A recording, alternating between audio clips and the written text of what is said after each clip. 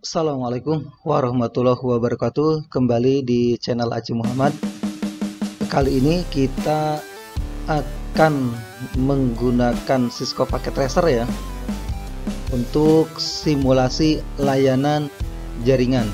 Jadi Cisco Packet Tracer ini adalah aplikasi dari Cisco ya, yang bisa digunakan untuk melakukan beberapa konfigurasi ya, jaringan ya, atau melakukan simulasi konfigurasi jaringan. Nah, pada kesempatan kali ini kita akan belajar melakukan simulasi layanan jaringan klien server ya, dengan Cisco Packet Tracer tadi ya. Nah, tentu di sini hanya sebatas konfigurasi ringan ya, dasar gitu ya, sehingga server dan klien server bisa memberikan layanan tertentu kepada klien dalam sebuah jaringan lokal gitu ya. Misalnya kita punya topologi jaringan seperti ini ya. Ini ada server, ada switch 24 port ya, dan ada beberapa PC klien ya, PC dan juga laptop, dan juga di sini access point ya. Tentu laptop lebih mudah mengakses jaringan itu menggunakan wireless gitu ya. Itu. Nah, adapun layanan jaringan yang kita demonstrasikan ya, atau kita simulasikan ya, dengan topologi seperti ini ya, misalnya nanti DHCP gitu ya, DNS, dan juga email server gitu ya, itu. Nah, yang pertama kita punya server ya, server ini dengan data seperti ini. Misalnya servernya kita berikan IP 192.168.20.9, netmasknya 255 atau ini kelas C ya, dan networknya tentu 192.168 dan 20.0. Nah, kita mulai konfigurasi di server ya. Nah, ini kita double ya, seperti ini ya. Nah, yang pertama yang harus kita lakukan adalah kita berikan IP address kepada server. Kita klik config di sini ya. Di sini pas Ethernet tentunya. Ini karena di sini DHCP kita klik static. Pada server itu kita berikan IP static 192.168.20.9 ya. Kebetulan tanggal 9 September ya. Terus setelah itu ya, kita masuk ke service. Service misalnya kita berikan DHCP. DHCP itu adalah Dynamic Host Configuration Protocol ya. Nah, artinya protokol yang memberikan IP address secara otomatis kepada klien yang terhubung ke jaringan klien server tadi ya, sehingga klien tidak perlu diberikan IP address satu-satu gitu ya. Nah, pertama kita aktifkan DHCP-nya on gitu ya. Terus yang kedua ini kita klik ya. Nah, di sini kita lihat maksimum number of user ya. Misalnya kita berikan saja maksimum usernya atau maksimum IP address yang diberikan dari server ke klien itu ada 20. Gateway-nya ya, gateway-nya kita samakan saja dengan IP address server ya, 168.20.9 ya. DNS-nya pun sama gitu ya, 192.168.20.9 ya. Nah, setelah itu ini start IP address-nya dari 20.0. Nah, ini kita klik save. Ini udah ada masuk ya. Nah, berikutnya ya, kita langsung saja kita cek di PC client di sini ya. PC client tentu desktop ya. Klik IP configuration. Ini kan static, kita klik IP address. DHCP ya. Nah, DHCP ini tentu sudah dapat ya. 2 ya. Nah, untuk ya membuktikan biasanya kita lakukan ping ya, ping dari sini misalnya ping ke 192.168.20.9 ya, atau ke IP server, dan tentu replay ya. Ini tentu sudah terkoneksi. Nah, kita lihat PC yang lain apakah sudah mendapatkan IP address. Misalnya ini PC 2 ya, desktop ya, kita cek juga DHCP. Ini press request berhasil. Ini juga tentu sudah dapat IP address ya. Kita cek yang berikutnya, desktop ya, terminal ya, DHCP. ya, ini juga sudah dapat. Nah, berikutnya yang laptop. Nah, laptop ini tentu terhubung dengan wireless. Nah, ini kita double klik laptopnya ya. Nah, ini di sini kita matikan dulu adapter laptopnya, kita matikan. Ininya kita ganti, adapter wifi-nya kita ganti ya. Kita ganti dengan WPC 30. Ini kita tambahkan ke sini. Terus kita klik on ya. On. Nah, terus kita ke desktop, pilih PC wireless. Wireless interface required to connect. Oh iya. Bentar ya, tadi kita butuh connect, mana tadi? Bentar, mana tadi? Oh, config ya, physical ya. Ini kita, ininya kita taruh dulu. Ininya kita matiin. Yang ini kita lepas ya. Nah, lepas, ini kita masukkan. Nah, udah connect, nyalain lagi. Nah, baru ke desktop tadi. Desktop ini ya. Nah, ini. Nah, ini kita konekkan saja. Ini kita apa tuh? Connect gitu ya. Ya. Nah, ini udah connect ya. Ini udah connect. Kita lihat hasilnya tadi ya. Desktop ini ya. Nah, untuk ini kita tutup. Nah, kita lihat di IP address-nya. Nah, ini tentu sudah dapat IP address. Kita lihat di ininya. Nah, ini udah connect. Nah, yang lain pun sama. Cara mengkoneksikannya adalah ini double klik ya. Nah, ini dimatikan. Matikan dulu ini. Setelah mati ini dicopot ya. Copot, pindah ke sini. Nah, terus yang WPC 3 ini kita pindahkan ke sini. On, nyalakan, terus ke desktop lagi. Terus ke PC wireless. Ini terus kita konekkan. Ya, connect ya.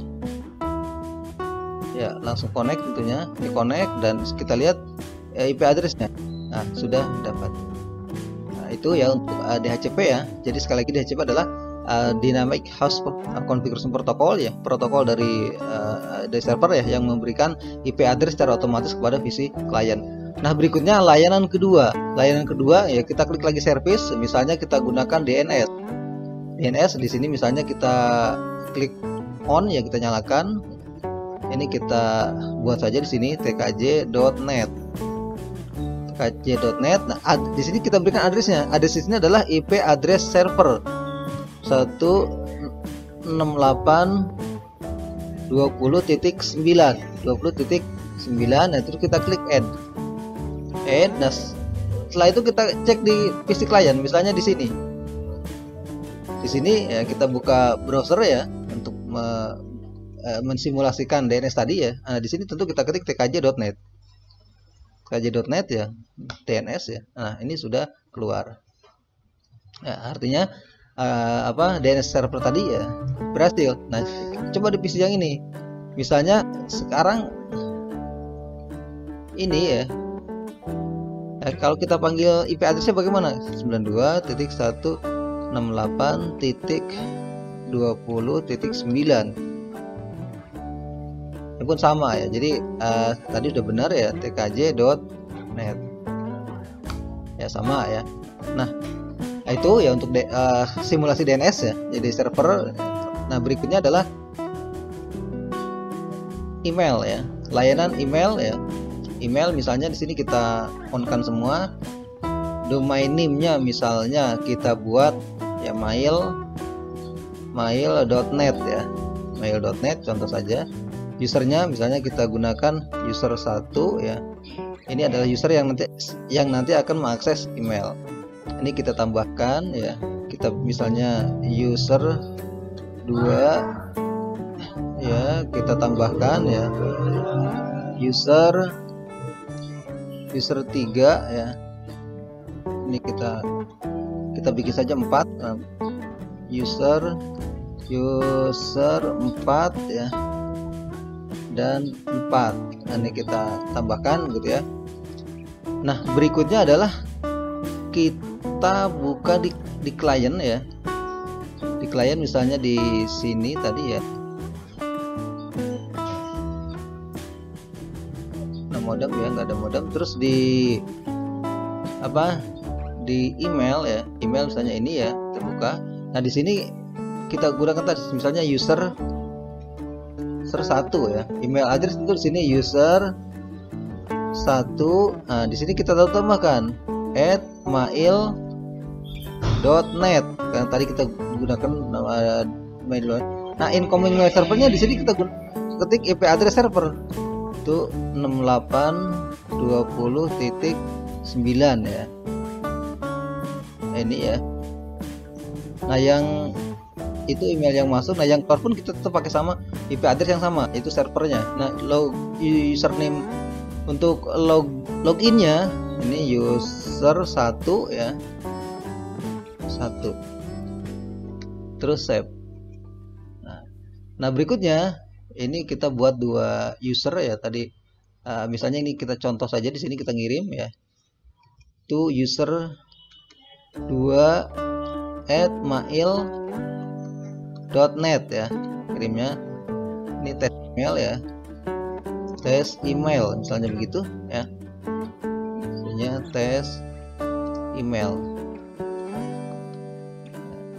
ya, server not found.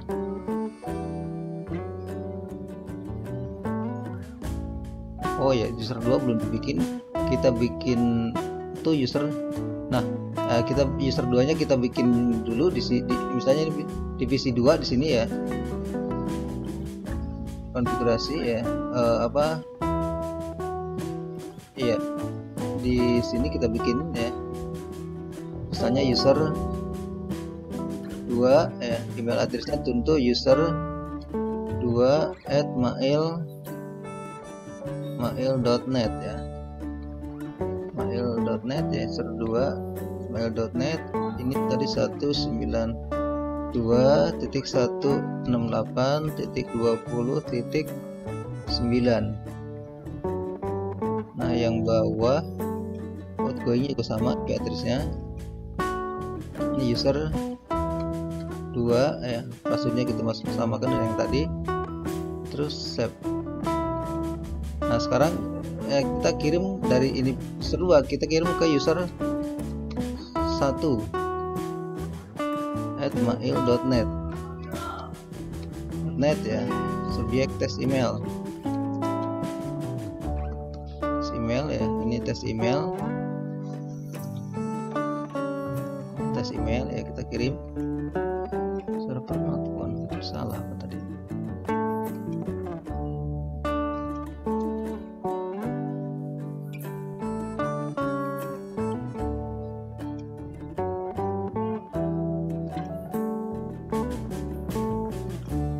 Oh iya, mail ya.